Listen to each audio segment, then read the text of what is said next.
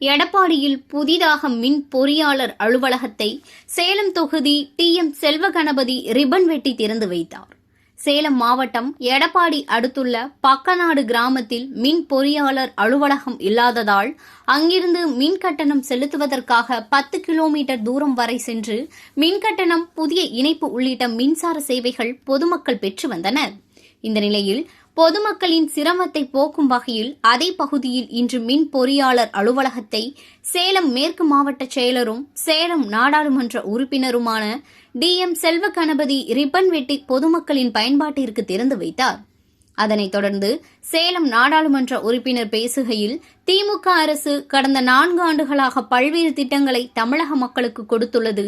பெண்களுக்கு இலவச பேருந்து, மகளிர் உரிமை தொகை, கல்லூரி மாணவிகளுக்கு கல்வி உதவித்தொகை, பள்ளி குழந்தைகளுக்கு காலை உணவு திட்டம் என்று பல்வேறு திட்டங்களை தமிழக முதலமைச்சர் வழங்கியுள்ளார்.